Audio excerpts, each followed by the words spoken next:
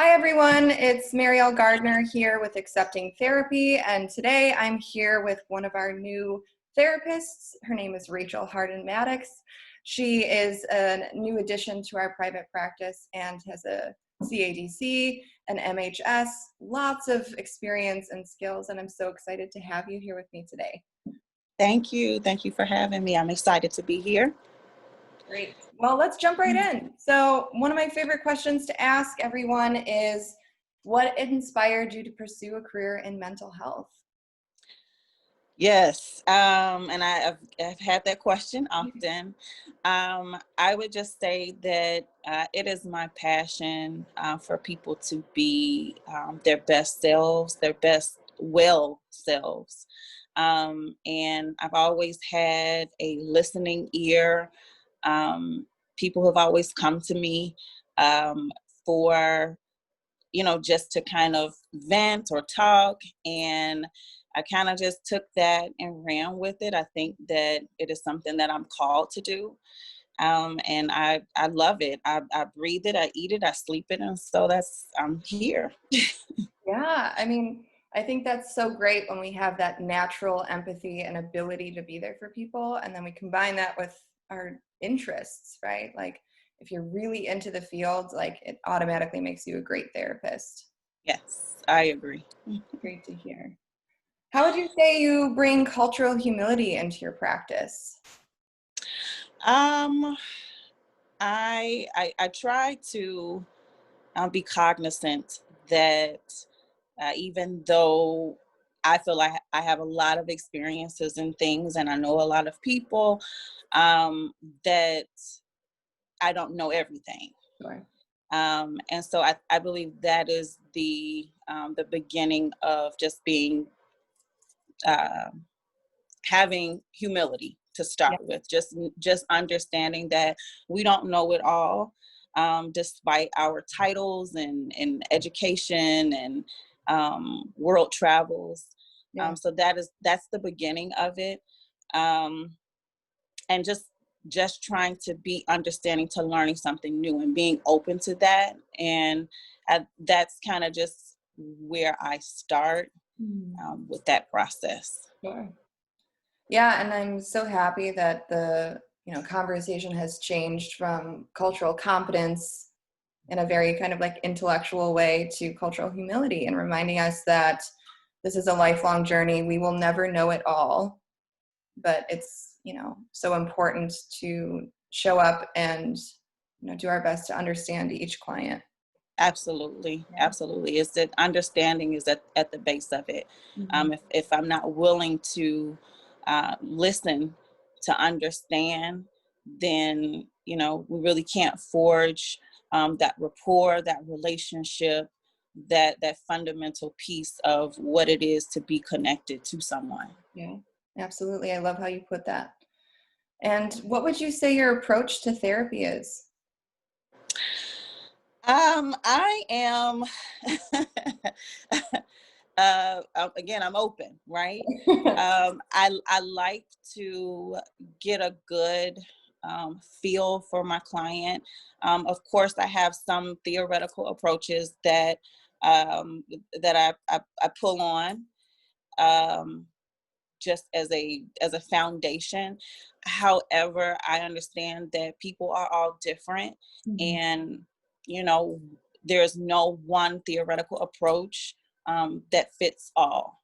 Yeah. So sometimes I'm a little bit of CBT, sometimes I'm a little bit of humanistic, sometimes I'm a little bit of reality. So Mhm. it just depends on the need of the client.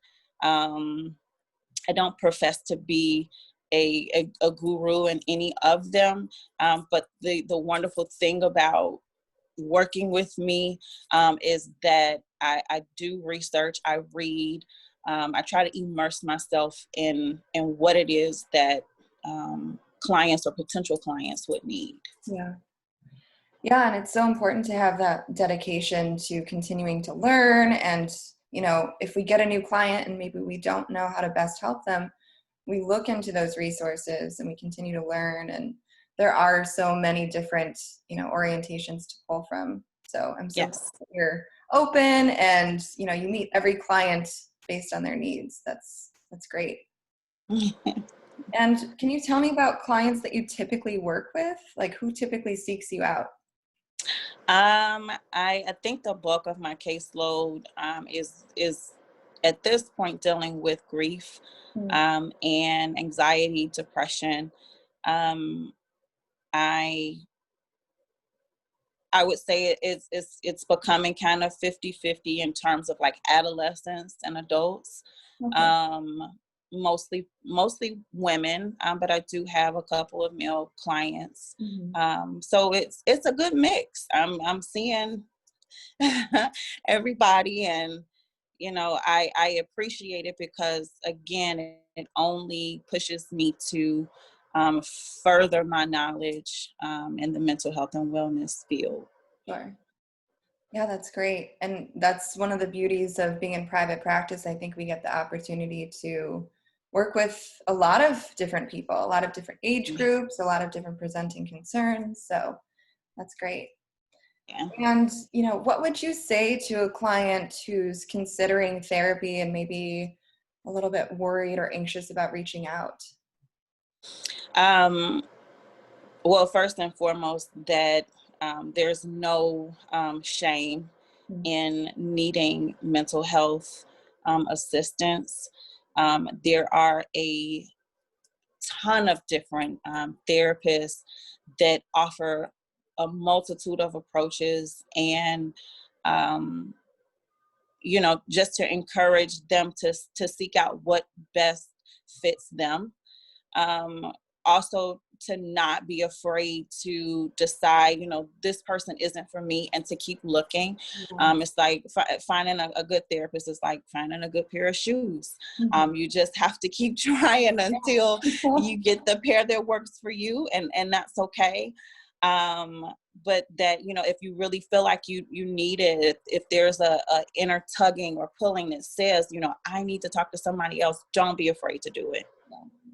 Yeah, I think that's a great point because you're right. There are so many therapists, especially in Chicago and the area that we're working in. And, I've heard so many people talk about going to therapy once, they didn't like it. And I'm like, you got to keep trying. There's Yes. about the fit.